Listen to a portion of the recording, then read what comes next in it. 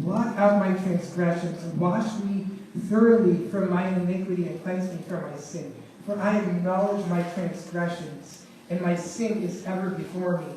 Against you only have I sinned, and done this evil in your sight, so that you are justified when you speak, and you are blameless when you judge. I was brought forth in iniquity, and in my sin my mother conceived me. You desire truth in the inward parts, and in the hidden part you make me to know wisdom. Purify me with hyssop, and I will be clean. Wash me, and I will be whiter than snow. Make me to hear joy and gladness, that the bones that you have broken may rejoice. Hide your face from my sins, and blot out all my iniquities. Create in me a clean heart, O God, and renew a right spirit within me. Do not cast me away from your presence, and do not take your Holy Spirit from me. Restore to me the joy of your salvation, and uphold me with your willing spirit. So that last part I just said, way back in the day, that used to be a song that people would sing that would just be like, oh yes. Oh yes. Pastor Abby, I think, was a teenager. There you go. Yeah. Pastor Abby was for sure a teenager during that time. So that was a while ago. Yeah. So she's such a, and so she called herself out. I want that to be known. Then I will teach your transgressors your ways, and sinners will return to you. Deliver me from blood guiltiness, O God, God of my salvation, and my tongue will sing aloud of your righteousness. O Lord, open my lips, and my mouth will declare your praise. For you do not deserve sacrifice, or I would give it. You do not delight in burnt offering. The sacrifices of God are a broken spirit, a broken and contrite heart. O God, you will not despise. Do good to Zion in your good pleasure. Build the walls of Jerusalem, that you will be pleased with the sacrifices of righteousness, with burnt offering and whole burnt offering, for they will offer young bulls on your altar. So that's like a big thought, like, my God, right? Yeah, it sounds like, what is all this? Maybe with hyssop, what the heck? Okay, so, like we said, a song is like a song. And David wrote a lot of songs, and they compiled them into a book of songs. So, and David was king of Israel, right? So he kind of had time on his hands to do stuff. They'd go around, they would war. And so, there's one time, one moment, when he did mess up. Now, he messed up a lot. And those are shown in the books of First Chronicles, First and Second Samuel, and Second Chronicles too. He made a lot of mistakes. There's one time he really blew it, and that can be seen in 2 Samuel chapters 11 and 12. He blew it big, big, big. The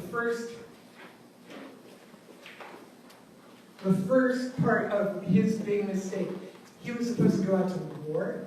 He decided not to, so he was just running around his palace, just looking out, and he saw a woman creating a bath for herself. Her name was Bathsheba.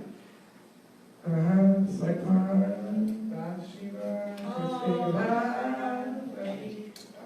and then crickets happened. Before getting like, yeah, right, homie, yeah, right. And so he was like, oh, she's fine. How's she doing? And got into his house and marries her. Okay, so that's how David fixed it. Now,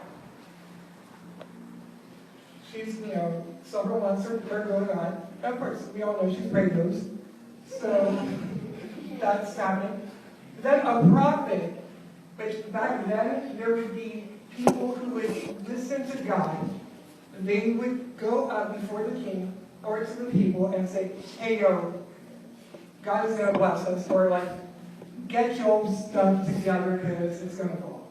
And you're not going to like it. It was mostly that because they would be messing up. Just saying. And so Nathan comes up and he tells David, okay, so I got a story for you. And so David's like, all right, awesome, Nathan, shoot me the story. And so Nathan tells him this story. There were two men in a city. One was wealthy, the other was poor. The wealthy man had a very large flock and a herd, but the poor man had nothing except a small lamb that he owned.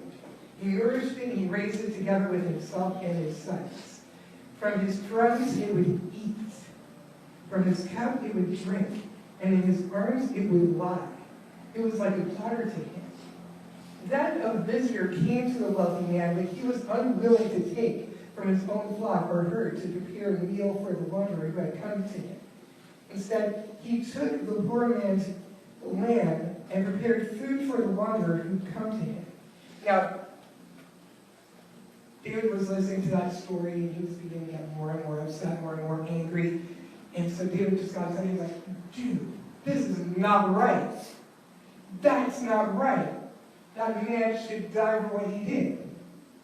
And Nathan's like, yo, homie, that's you. And you know what? This is going to happen. You will not know any peace. And that son, that's in Bathsheba, he's going to die. And it happened. Both of those things happened.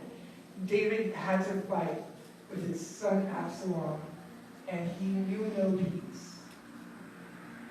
And that son that Bathsheba had, the firstborn son, was a stillborn. So that happened. Now, when that son was born, that inspired him to write Psalm 1. First off, he thought he could get away with something that he knew was wrong. But then God came in and was like, no, I see. I see where you're at. I see what you're doing. That's not right. That's not okay. And this will happen because of what you did. Consequences for your actions, both right and wrong.